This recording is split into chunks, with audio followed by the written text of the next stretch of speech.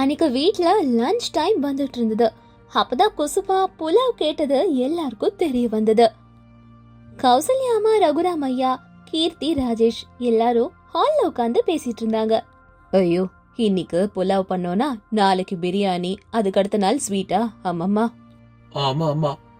அந்த பொண்ணு சாப்பிடுறதுக்கு பிரேக்கே இல்லாம இருக்கு. நம்ம வீட்ல எவ்வளவு சாப்பிடுறா. ஆமா ஆமா, உண்மைதான். அந்த பொண்ணுக்கு வேலை ஏதாவது சொன்னோனா திரும்ப நமக்கே அவ நிறைய வேலையை வச்சுடுறாளே. ஆமாந்த, ஒரு வேலையும் செய்ய மாட்டேங்கிறா. நம்மள மட்டும் நல்லா வேலை வாங்குறா. சின்ன பசங்க மாதிரி அடம் பிடிக்கிறா.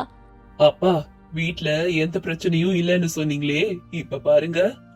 அட போடா, எனக்கே எந்த அர்த்தமும் புரியலன்னு குழம்பி போயிருக்கேன். இப்படி எல்லாரும் உட்கார்ந்து பேசிக்கிட்டு இருக்கும் போதுதான் உள்ள இருந்து குசுமா அங்க வந்தா. அத்தை, பிரியாணி ரெடி ஆயிடுச்சா? புலாவ் ரெடி ஆயிடுச்சா? சாப்பிட்டு ரொம்ப நேரம் ஆகுது, பசிக்குது. என்னது, மறுபடியும் உனக்கு பசிக்குதா? காலையில இருந்து 4 இட்லி, 6 தோசை, அப்புறம் பக்கோடா எல்லாம் சாப்பிட்டியே, அதெல்லாம் என்னாச்சு? அக்கா, அதெல்லாம் வெறும் டிஃபன்கா. இப்போ சாப்பாட்டுக்கு நல்லா வயிறார சாப்பிட்டாதானே திருப்தியா இருக்கும். அம்மாடியோ, ஐயோ கடவுளே, நான் என்னக்கா பண்றது? எனக்கு பசி அந்த அளவுல இருக்கு. ஐயோ, நம்ம வீட்ல உன்னை தவிர இப்படிப்பட்ட பசி யாருக்கும் இருந்ததில்ல அப்படின்னு ராஜேஷ் சொன்னதும் எல்லாரும் சிரிச்சாங்க. அத்தை, இப்ப நீங்க புலாவ் பண்ணீங்களா இல்லையா? என்னாச்சு? சரி சரி, நான் புலாவ் பண்ணி கொடுக்கறேன். ஆனா சாமான எல்லாம் அதுக்கப்புறம் நீ தான் தேய்க்கணும். சரி சரி. ஆனா எனக்கு புலாவோட சேர்ந்து பஜ்ஜியும் செஞ்சு கொடுங்க அத்தை. அது என்ன மறுபடியும் ஒரு டிஷ்? நான் சாப்பிட்டதெல்லாம் தேய்க்கணும்ல, அப்ப எனக்கு ஸ்ட்ரென்த் வேணும்ல. அம்மாடியோ, அத்தை கேட்டிங்களா இவ லிஸ்டா? இவ சொல்றதெல்லாம் சமைக்க அவ்வளோ நேரம் ஆகும் கிச்சன்ல. அவ்வளோ நேரம் எப்படி இருக்கிறது? நீங்க கவலைப்படாதீங்கக்கா, வேணும்னா நான் உங்களுக்கு உதவி செய்யறேன். நீ உதவி செய்யறதுக்கு பதிலா உனக்கு என்ன வேணும்? அது வந்து அக்கா, எனக்கு ஏதாவது சாப்பிடணும் இருக்கு, குடிக்கணும் இருக்கு, ஜூஸ் கொடுத்தா போதும் அப்படின்னு குசுமா சொன்னதும் இவ எப்படியோ மாற போறது இல்லைன்னுட்டு எல்லாரும் சிரிக்க ஆரம்பிச்சாங்க. இப்படி எல்லாரும் பிஸியா கிச்சன்ல சமைச்சுக்கிட்டு இருக்கும் போது குசுமா மட்டும் டைனிங் டேபிள்ல உட்காந்து இப்படி சொல்லிட்டு இருந்தா. அத்தை, உங்க மசாலாலாம் சூப்பரா இருக்கு. என் வீட்ல இந்த மாதிரிலாம் பண்ணவே மாட்டாங்க. உங்க வீட்ல செஞ்சா எங்க அதையும் மிச்சம் வைக்காம சாப்பிடுவான்னுட்டு செஞ்சிருக்க மாட்டாங்க. ஏங்கா இப்படி எல்லாம் சொல்றீங்க? பின்ன நீ இந்த தீனி தின்னா யாருதான் சும்மா இருப்பாங்க? ஆமா, உனக்கு என்ன குளிர்காலம்னு கூட பார்க்காம ஐஸ்கிரீம் சாப்பிட்ற, ஜூஸ் குடிக்கிற, நல்லா ஐஸ் போட்டு சாப்பிட்ற, தண்ணி கூட ஐஸ் போட்டுருதானா? ஆனா நான் இப்படி பண்றது எல்லாத்துக்கும் காரணம் நீங்க தான். தப்பா? நாங்க 2 பேரும் என்னமா தப்பு செஞ்சோம்? நீ எங்களை சொல்ற? பின்ன எல்லாரும் நான் நிறைய சாப்பிட்றேன்னு சொல்றீங்களே தவிர கம்மியா எப்படி சாப்பிடணுன்ற வழியை யாரும் சொல்லல அப்படின்னு அவ சொல்லிட்டு இருக்கும் போது ராகேஷ் அங்க வந்தாரு. ஆமா ஆமா, இவங்க சொன்னோன்னா அப்படியே நீ கேட்டு போற. இவங்க டயட் கொடுத்தாலும் நீ ஃபாலோ பண்ணிட்டு போற போல. அதெல்லாம் நான் கரெக்டா ஃபாலோ பண்ணிடுவேன். சொல்லி செஞ்சு பார்த்தா தானே தெரியும் எப்படி பண்ணுவேன்னு.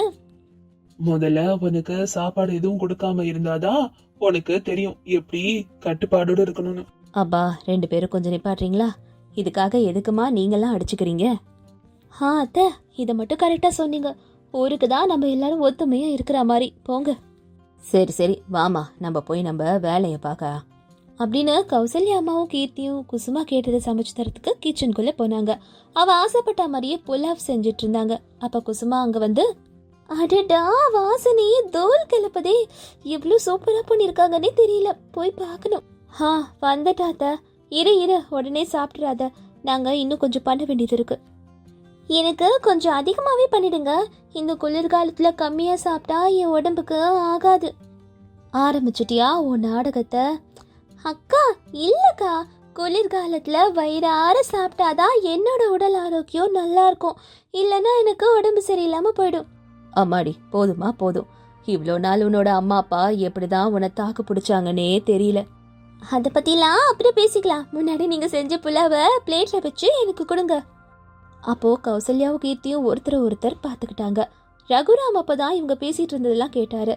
ரகுராம் கௌசல்யா கிட்ட, இவளை இப்படியே விட்டோம்னா சரி வராது. தினமும் வீட்டுக்கு மளிகை சாமான் வாங்கணும் போல இருக்கே.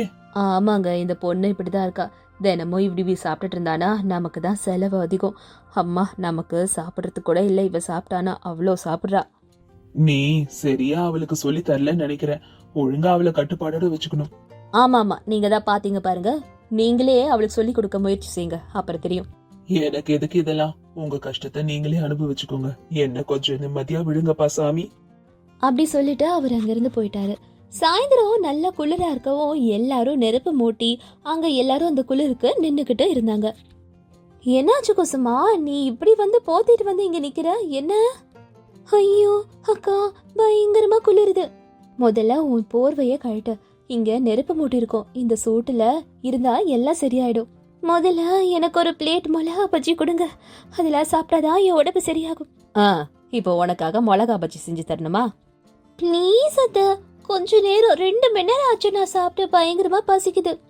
இந்த குளிருக்கு என்னால வேலை செய்ய முடியாது. இன்னைக்கு கிச்சன் பந்து அப்படின்னு மாமியார் சொன்னதும் குசுமா பாட்டுக்கு கிச்சனுக்குள்ள போயிட்டா. குசுமா பின்னாடியே கீர்த்தியும் கிச்சனுக்குள்ள போனா. ஐயோ, நீ கிச்சனுக்குள்ள வந்துட்டியா?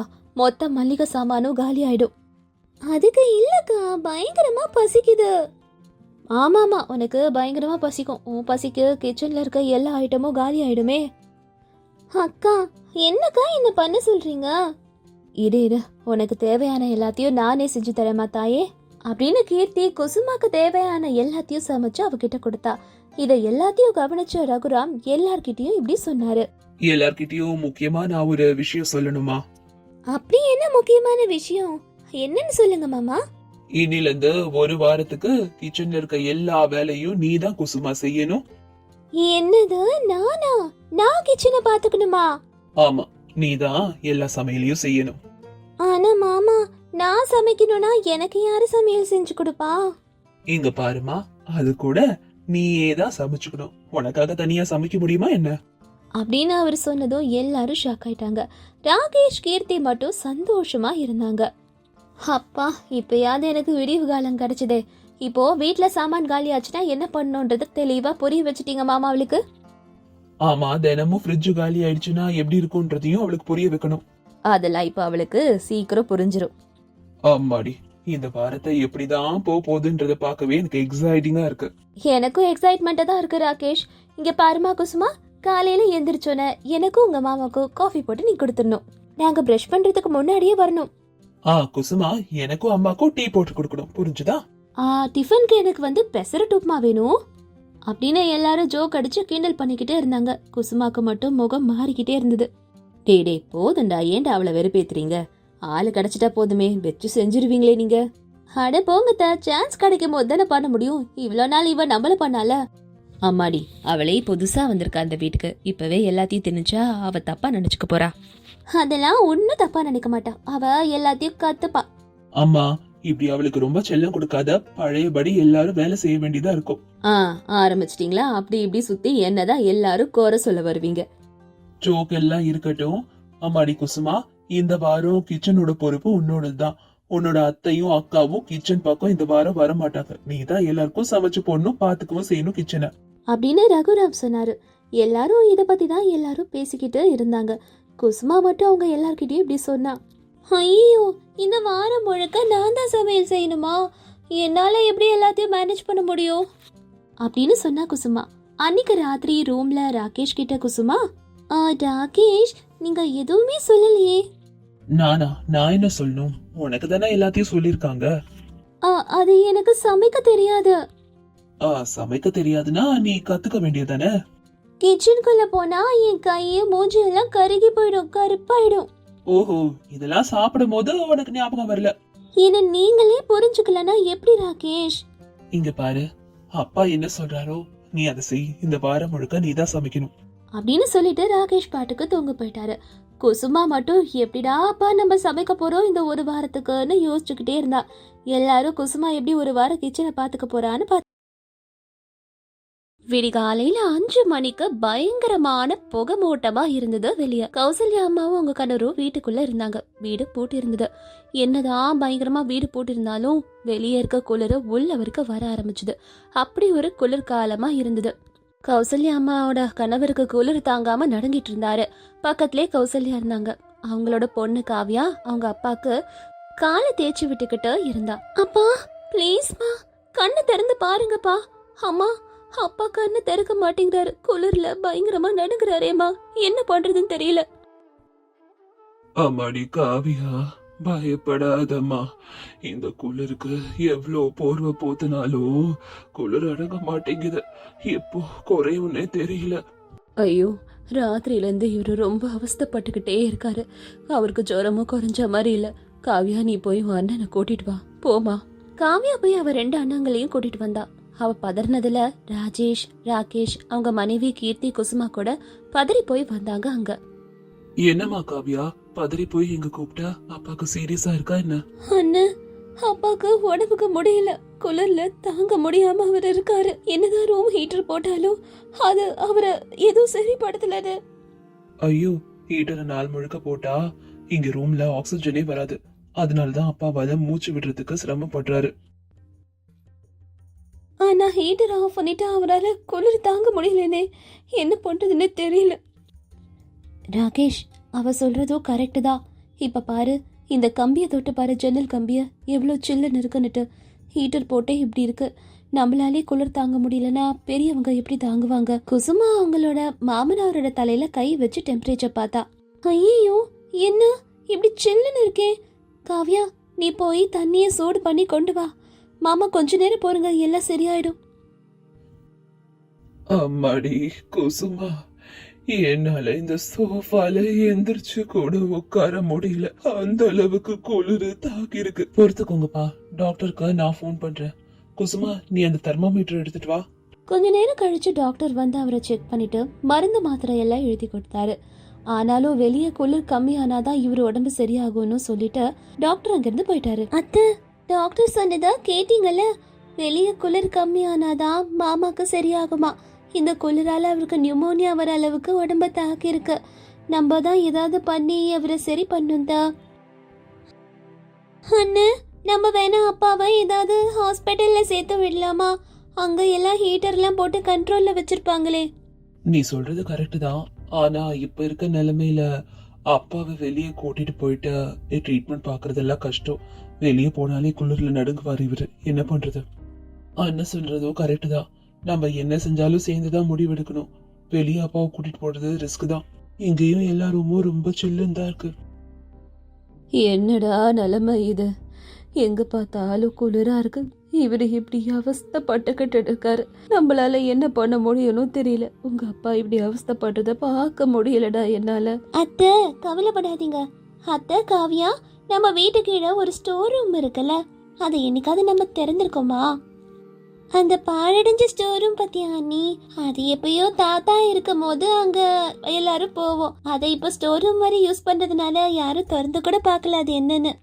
நான் அதை இப்ப எதுக்கு கேட்டேன்னா, எப்பயும் பூமியில இருக்க கிளைமேட்லாம் மாறிக்கிட்டே இருக்கும். வெளியே வெயில் இருந்ததுன்னா ரொம்ப வேர்க்கும், குளிர் இருந்ததுன்னா ரொம்ப குளிரும். ஆனா பூமிக்குள்ள தானே அந்த ஸ்டோர் ரூமை வச்சிருக்கோம். அதனால எப்பயும் அங்க டெம்பரேச்சர் ஒரே மாதிரி தான் இருக்கும். நீ சொல்றது சயின்டிபிக்கா கரெக்ட் தான். குகையில இருக்கிறவங்களுக்கு வெளியே இருக்க டெம்பரேச்சர்லாம் ஒத்துக்காதுன்னு சொல்லுவாங்க. ஆமா, குகையில இருக்கிறவங்க வெளியே அதிகமா வராததுக்கு காரணம் இதுதான். அந்த காலத்திலேயே எதுக்கு குகை மாதிரிலாம் ரெடி பண்ணாங்க? அங்க டெம்பரேச்சர் கரெக்டா இருக்கும்ன்றதுனால தான். அதனால தான் நம்ம தான் அதை யூஸ் பண்ணாம ஸ்டோர் ரூம் மாதிரி வச்சிருக்கோம். இப்ப மாமாவை அங்க ஷிஃப்ட் பண்ணா எப்படி இருக்கும்? கரெக்டா இருக்கும். அவர் குணமாவாருன்னுட்டு எனக்கு தோணுது. நீங்க எல்லாம் என்ன சொல்றீங்க? குசுமா, நீ சொல்றது கரெக்ட் தான். ஆனா அங்க ரொம்ப இருட்டா காத்தோட்டமே வராத மாதிரி இருக்குமே. மனுஷங்க அங்க எப்படி இருக்க முடியும் சொல்லு? ட்ரை பண்ணி பார்க்கலாம்க்கா. அங்க இருக்க அழுக்கு தூசி எல்லாத்தையும் 1 மணி நேரம் எல்லாரும் சேர்ந்து ஒழிச்சோன்னா கிளீன் பண்ணி சுத்தப்படுத்திடலாம் அந்த ரூமை. அதுக்கப்புறம் என்ன நடக்குதுன்னு கடவுள் கையில விடுவோம். இவர் அங்க கூட்டிட்டு போய் விடுவோம். மாமா, நீங்க கொஞ்சம் உதவி செய்யுங்க ப்ளீஸ். அண்ணே, அண்ணி சொல்றது ரொம்ப ரொம்ப கரெக்டுன்னு தோணுது. எல்லாரும் சேர்ந்து அந்த ரூமை கிளீன் பண்ணுவோம். அதுக்கப்புறம் என்ன நடக்கணுமோ நடக்கட்டும்னே. ஆமா, அண்ணன் சொல்றது என்னவோ எனக்கு கரெக்டா தான் தோணுது. கீர்த்தி அண்ணி, நீங்களும் அம்மாவும் சேர்ந்து அப்பாவை பாத்துக்கோங்க, வீட்டு வேலைகள்லாம் பாத்துக்கோங்க. நான், குசுமா, அண்ணன், காவியா போய் கீழே இருக்க ஸ்டோர் ரூமை ரெடி பண்ணிட்டு வந்து கூப்பிடுறோம். அதுக்கப்புறம் ராகேஷ், ராஜேஷ், குசுமா, காவியா எல்லாரும் அண்டர் கிரவுண்ட்ல இருக்க அந்த ஸ்டோர் ரூமுக்கு போனாங்க. அங்க எல்லா பாழடைஞ்ச பொருட்களும் அப்படியே இருந்தது. குப்பையா இருந்தது அந்த ரூம் முழுக்க. அதெல்லாம் பார்த்துட்டு இவங்க எல்லாரும் இப்படி பேசினாங்க. அண்ணி, நீங்க சொன்னது கரெக்டா தான் இருக்கு. இந்த இடத்துல குளிரும் தெரியல, வெயிலும் தெரியல, அப்படியே கரெக்டா இருக்க மாதிரி இருக்கு. அப்பாவை இங்க கூட்டிட்டு வந்தா கரெக்டா இருக்கும்னு தோணுது. ஆமா, நீ சொன்ன போது நான் நம்பல. ஆனா இங்க வந்தா எல்லாமே கரெக்டா இருக்கும்னு தோணுது. ஹீட்டர் கூட போட வேண்டிய அவசியம் இல்ல. ஆமா, அந்த காலத்துல பெரியவங்க எல்லாம் ஏன் இங்க மாதிரி இடத்துல இருந்திருக்காங்க, அதெல்லாம் நம்ம யோசிச்சாலே எல்லாத்துக்கான வழிகள் பிறக்கும். சரி, சீக்கிரம் வாங்க, இந்த ரூமை நம்ம எல்லாரும் சேர்ந்து க்ளீன் பண்ணோம். எல்லாரும் சேர்ந்து அந்த ரூமை கிடுகிடுன்னு க்ளீன் பண்ணாங்க. காவ்யாவும் குசுமாவும் சேர்ந்து அங்க பெருக்க ஆரம்பிச்சாங்க.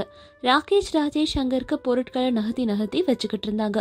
அண்ணி, மேல இருந்து சாமி படம் பூக்கள்லாம் எடுத்துட்டு வந்து இங்க வைக்கிறேன். கலகலன்னு நல்லா மங்களகரமா இருக்கும். அட, ரொம்ப நல்ல ஐடியா காவ்யா. என்னங்க, நீங்க அந்த டேபிளை க்ளீன் பண்ணி சுத்தம் பண்ணி ஒரு லேம்ப் ஒன்று ஏத்துங்க. அப்பதான் இங்க வெளிச்சம் இருக்கும். மாமா, நீங்க அந்த பெட்டெல்லாம் க்ளீன் பண்ணிடுங்க. அப்பதான் மாமா வந்து படுக்க கரெக்டா இருக்கும். கொஞ்ச நேரத்திலேயே அந்த அழுக்கான ஸ்டோர் ரூம் ரொம்ப அழகான ரூமா மாதிரி மாறுச்சு. குசுமா வெளியே வந்து அவங்க அத்தை கிட்டயும் காவியா கிட்டயும் பேசிக்கிட்டு இருந்தா. ஆனா அவங்க மாமா ரொம்பவும் அவஸ்தைப்பட்டுக்கிட்டு இருந்தாங்க. அம்மா, அப்பாக்காக கீழே ரூம் ரெடி பண்ணிட்டோம். எவ்வளவு சூப்பரா இருக்கு தெரியுமா? எனக்கே அங்க இருக்கணும் போல இருக்குமா. ரொம்ப அழகா இருக்கு. நிஜமாவா காவியா? அங்க உங்க அப்பாவால இருக்க முடியுமா என்ன? அத்தை, நீங்க தான் வந்து பார்க்க போறீங்களே, நீங்களே அங்க வந்து பாருங்க. என்னங்க மாமா, 2 பேரும் மாமா கூட்டிட்டு வாங்க. அப்ப ராகேஷும் ராஜேஷும் சேர்ந்து மெல்லமா ரகுராம கீழே இருக்க ஸ்டோர் ரூம் குகைக்கு கூட்டிட்டு போனாங்க. அடடா, இங்க குளிரவே இல்லையே. இங்க கொஞ்சம் தெம்பு எனக்கு கிடைச்ச மாதிரி இருக்கு. நல்லா இருக்கு இந்த இடம். ஆமாம்பா, இது நம்மளோட ஸ்டோர் ரூம் தான். குசுமா அண்ணி தான் இந்த ஐடியா கொடுத்தாங்க. எல்லாரும் அவங்க சொன்ன மாதிரி க்ளீன் பண்ணி உங்களுக்காக இதை ரெடி பண்ணிருக்கோம்ப்பா. அந்த சமயம் கீர்த்தி நல்லா சூப் ரெடி பண்ணி சூடா எடுத்துட்டு வந்து கொடுத்தா. மாமா, சூப் குடிங்க மாமா, சுட சுடன்னு பண்ணிருக்கேன். ஆஹா, ரொம்ப நல்லா இருக்குமா. குசுமா, நீ உண்மையிலேயே புத்திசாலிதான். சமயத்துக்கு எவ்வளவு அழகா எல்லாத்தையும் ரெடி பண்ணிட்ட. எல்லாரும் சேர்ந்து நல்லா படிச்சிருக்கீங்க. காவ்யா, நீ கூட நிறைய உங்க அன்னிக்கு உதவி செஞ்சிருக்க. அத்தை, அதெல்லாம் எதுவும் இல்லத்த. இது நம்ம வீட்ல இருந்த ஒரு விஷயம்தான். இதை உங்க எல்லாருக்கும் நான் ஞாபகப்படுத்திருக்கேன், அவ்வளவுதான். மாமா இங்க கொஞ்ச நாள் இருந்தாங்கன்னா ஜுரம் எல்லாம் அவருக்கு கம்மி ஆயிடுத்த. எல்லாருமே அந்த அண்டர் கிரவுண்ட் இருக்கிற இடத்துல தான் இருந்தாங்க.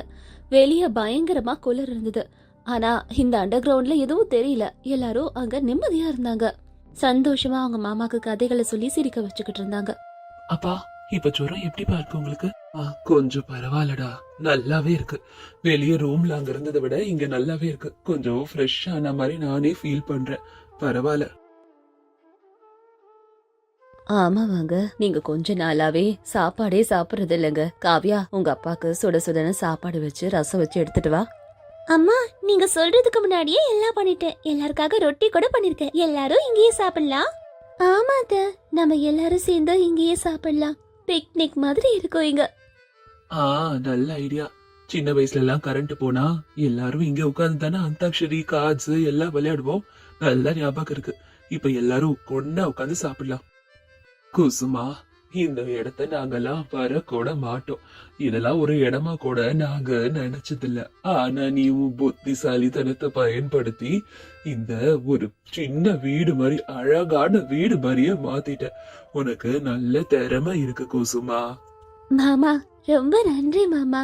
ஏதோ எனக்கு தெரிஞ்சதை நான் பண்ணேன். பெரியவங்க எல்லாம் அந்த காலத்துல என்ன சொல்லிருக்காங்க, இயற்கையால வர பிரச்சனைக்கு இயற்கையே தான் வழிகாட்டுன்னு சொல்லிருக்காங்க. அது ஞாபகம் வந்துதான் ஏன் இதெல்லாம் பண்ணிருக்கேன். உங்களை என் அண்ணின்னு சொல்றதுக்கே பெருமையா இருக்கு. ஆமா காவ்யா, எனக்கு கூட பெருமையா இருக்கு குசுமாவை நினைச்சா. முதல்ல இதெல்லாம் ஒர்க் அவுட் ஆகுமா நினைச்சேன். ஆனா இவ்வளவு தெளிவா எல்லாத்தையும் யோசிச்சிருக்கா. தேங்க்யூ குசுமா. ஆமா, வெளியே போனா நமக்கு குளிரதா இருக்கு. பேசாம எல்லாரும் இதே இடத்துல தங்கி சாப்பிட்டுட்டு இங்கேயே தூங்கிடலாம். அவருக்கு துணையா இருந்த மாதிரி இருக்கும். நம்மளும் குளிர்ல அங்க போய் நடுங்க தேவையில்ல. வரும் முன் காப்போம். அப்படின்னா நீங்க எல்லாரும் இந்த இடத்த வின்டர் வெக்கேஷன் மாதிரி மாத்திட்டீங்க போல இருக்கே. வெளியே போலனாலும் வீட்டுக்குள்ளே வின்டர் வெக்கேஷன் ஸ்பாட் இது. ஆமா குசுமா, உண்மையிலே உனக்கு தான் நாங்க எல்லாரும் நன்றி சொல்லணும். இப்ப பாரு, எல்லாரும் சேர்ந்து ஒன்னா இங்க இருக்க போறோம். குடும்பமே என் கூட சந்தோஷமா டைம் ஸ்பெண்ட் பண்றத நினைச்சா சந்தோஷமா இருக்கு. காவ்யா, சீக்கிரமா சமைச்சு எல்லாத்தையும் எடுத்துட்டு வா. எல்லாரும் ஒன்னா உட்கார்ந்து சந்தோஷமா சாப்பிடலாம். ரொம்ப சந்தோஷமா இருக்கு மாமா. எல்லாரும் இப்படி சந்தோஷமா ஒத்துமையா இருந்தாலே எனக்கு போதும். 3 நாள்லயே ரகுராம் பூர்த்தியா குணமாயிட்டாரு. என்னங்க, இப்ப வெயில் நல்லா அடிக்கிற மாதிரி இருக்கு. பேசாம எல்லாரும் மேல போலாம் வரீங்களா? போலாம் போலாமா, ஆனா எனக்கு என்னவோ இந்த ரூமை விட்டுட்டு வெளியே போறதுக்கு பிடிக்கல. இதுல ரொம்ப அமைதியா இருக்கு. ரொம்ப வெளியே நடக்கிற எதை பத்தியும் தெரியல. சந்தோஷமா மனசுக்கே ரொம்ப குளிர்ந்து அமைதியா இருக்க மாதிரி நான் இங்க உணர்றேன். ஆமாப்பா, இந்த இடத்த நம்ம ஒரு பிக்னிக் ஸ்பாட்டா மாத்திடலாம். இது குளிர்காலத்துல மட்டும் இல்ல, வெயில் காலத்துல கூட இங்க தங்குறதுக்கு அடக்கமா தான் இருக்கும். நல்லா என்ஜாய் பண்ணலாம். ஆமா, நீங்க சொல்றது கரெக்டா, எனக்கு கூட அப்படிதான் தோணுது. இது குளிர்காலம் சாபம் இல்ல, நம்ம எல்லாருக்கும் ஒரு பெரிய வரமா மாறிடுச்சு. இந்த ஸ்டோர் ரூம் பக்கத்துலயே ஒரு 2 ரூம் கட்டிக்கலாம். அண்டர் கிரவுண்ட் ஹவுஸ் மாதிரி நல்லா இருக்கும்ல? சரிம்மா, அதெல்லாம் நமக்கு எப்படியும் உதவி செய்யும்னுட்டு எனக்கு நல்ல ஞாபகம் இருக்கு. இந்த குளிர்காலம் சொல்லி கொடுத்ததுல எனக்கு கூட நிறைய கத்துக்கிட்டேன். இது கூட பேர் என்ன சொல்வீங்க? அண்டர் கிரவுண்டு வில்லாவா அப்படின்னு குடும்பமா எல்லாரும் சேர்ந்து இந்த அண்டர் கிரவுண்ட் வீடை கட்டலான்னுட்டு முடிவெடுத்தாங்க. அவங்க முடிவெடுத்த மாதிரி அதுக்கான பிளான்ஸையும் போட்டாங்களும் கூட. இப்போ இதுல இருந்து நம்ம என்ன கத்துக்கிறோம்? எல்லாருக்கும் ஆபத்து கஷ்டங்கள் வரும் தான். அந்த எப்படி நம்ம சந்தர்ப்பமா மாத்திக்கிறோம், அதை எப்படி நம்ம தெளிவான மனசால எதிர்கொள்றோன்றதுதான் முக்கியம். இந்த கதையில குசுமா அப்படி ஒரு பாழடைஞ்ச ஒரு ஸ்டோர் ரூமை அவங்க வீடுக்காக அவங்க மாமாவை காப்பாத்தணுன்றதுக்காக அழகான இடமா மாத்தினா.